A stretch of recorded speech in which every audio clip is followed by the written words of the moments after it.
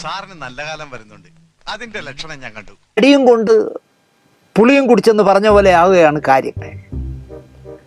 നമ്മുടെ സതീഷ് മേനോന്റെ, കേരളത്തിലെ മുഖ്യമന്ത്രി സതീഷ് മേനോന്റെ മച്ചമ്പിയെ പോലെ നടന്ന ആളായിരുന്നു അഖിൽ മാരാർ എന്ന മഹാനായ സിനിമാക്കാരൻ.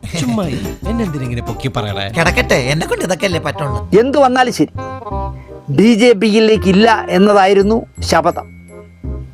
വേളി വേണ്ട, സംബന്ധമാകാം എന്ന് പറഞ്ഞ കണക്ക് BJP-യിൽ പോകണ്ട, പകരം BJP-യുടെ കൂടെയുള്ള 2020-ൽ ചേക്കേറി. അതിൽ ഞാൻ ഇന്ന് ഖേദിക്കുന്നു.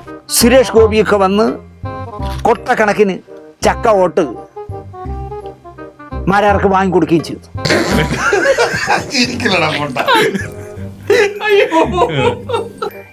ആദായ നികുതിക്കാർ അന്വേഷിക്കണം, ഇയാൾക്ക് ഈ വരവിൽ കവിഞ്ഞ വരുമാനം എവിടെ നിന്ന്. കാരണം അംബാനി പോലും പറയാത്ത രീതിയിലൊക്കെയാണ് പുള്ളി സംസാരിക്കുന്നത്. ഇദ്ദേഹം വലിയൊരു കോടീശ്വരനാണ്. അതെ അതെ, അംബാനിക്കൊപ്പം പണക്കാരനാണ്. അംബാനിയേക്കാൾ ഇത്തവണത്തെ ഇയറിലെ കണക്ക് വെക്കപ്പെടാം. അതെ അതെ, അംബാനിയേക്കാൾ മേലെ പണക്കാരൻ.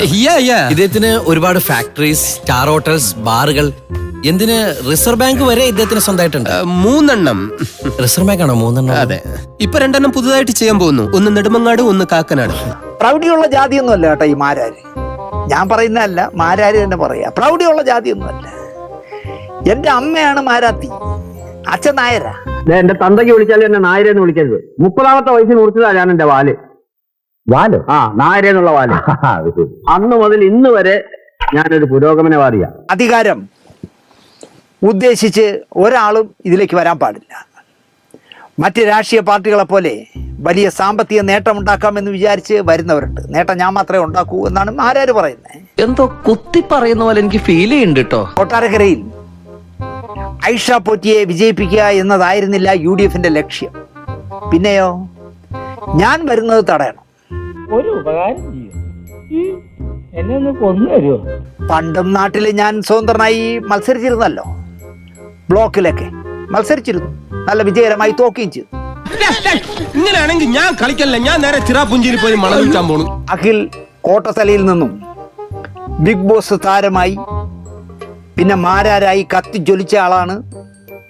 BMW-ന്റെ 20 ലക്ഷം രൂപയുള്ള ബൈക്കിൽ കറങ്ങുന്ന ബെൻസ് കാർ സ്വന്തമായി ഉണ്ട് എന്ന് നാഴിക്ക് 40 വട്ടം പറയുന്ന, bell helicopter, Vande Bharat train തുടങ്ങി സകല ആഡംബരങ്ങളുമായാണ് ഞാൻ ജീവിക്കുന്നത് ബിഗ് ബോസ് കഴിഞ്ഞപ്പോൾ എന്ന് പറയുന്ന, ജീവിച്ചിരിക്കുന്ന മനുഷ്യനാണ് കോട്ടാത്തല മാരാർ. എന്റെ പാപ്പൻ ചേട്ടാ, നിങ്ങക്ക് നാണാവില്ലേ? തോലി ഉരിഞ്ഞു. സാധാ മെമ്പറായാലും BMW ബൈക്കിൽ നീലയിൽ കറുത്ത അക്ഷരത്തിൽ ബോർഡ് വെച്ച് കോട്ടാത്തലയിൽ വിലസമായിരുന്നു. ഇതിപ്പോ കടിച്ചതും പോയി, പിടിച്ചതും പോയതുപോലെ ആയി. ഇങ്ങനെ ഒരു ട്രാഫിക് ജാം ഞാൻ ഒരിക്കലും പ്രതീക്ഷിച്ചതല്ല, ഒരിക്കലും. എന്തായാലും 6 മാസം തികച്ച് ആകുന്നതിന് മുമ്പ്, 3 മാസം പോലും തികച്ചായില്ല, അഖിൽ മാരാർ 2020-യുമായുള്ള പൊക്കിൾക്കൊടി ബന്ധം പോലും ഇതാ ഞാൻ ഉപേക്ഷിച്ചിരിക്കും. ഇയാളുടെ പണ്ടാണെങ്കിൽ ജോലി ഞാൻ രാജിവെച്ചേക്കണം. ഇതെന്താ ടെസ്റ്റർ? എന്റെ രാജിക്കത്ത്